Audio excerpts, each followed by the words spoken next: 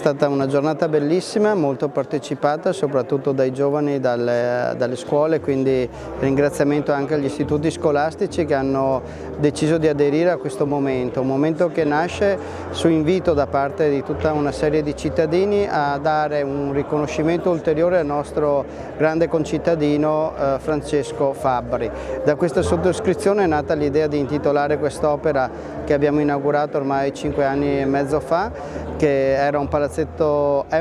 dello sport e per cui da oggi avrà un nome che sarà Pala Fabbri. Un mettere insieme il mondo della politica, dei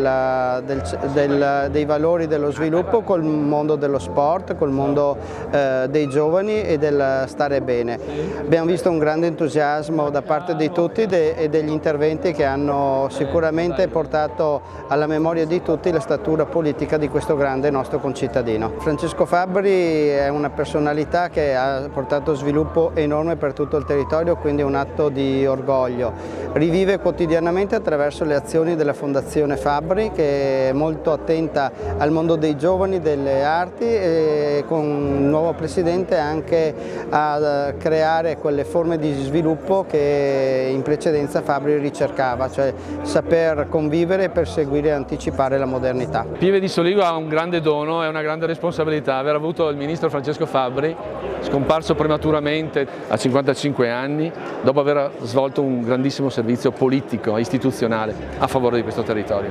Al tempo stesso la responsabilità che tutto questo patrimonio non sia dissipato, non sia perduto, non sia misconosciuto. E allora serviva, secondo noi, secondo i firmatari della petizione, un'espressione, un luogo, uno spazio di visibilità, di concretezza, un luogo riconoscibile che avesse il nome di Fabbri, perché, come a dire, tutto questo potesse significare la vitalità di un'esperienza, il senso di un'idealità, il cammino anche della buona politica. Ecco, in questo senso l'attenzione che c'è stata tra i firmatari, la Rete Vita Illustri, la Fondazione Fabbri, la città di Pieve di Soligo, tutta questa sinergia ha voluto dire che oggi davvero salutiamo come buona notizia la nascita del Pala Fabbri. È un messaggio fortissimo per i giovani, è il senso, noi abbiamo detto, memoria del futuro. Questa è una memoria feconda, non è solo archivio e museo, questa è l'idea che qui in questo spazio che è vitale, è di sport, è di relazioni sociali, di cultura, di tempo libero, si possa evocare una figura che per questo territorio, per la qualità della vita di questo territorio, per il futuro di questo territorio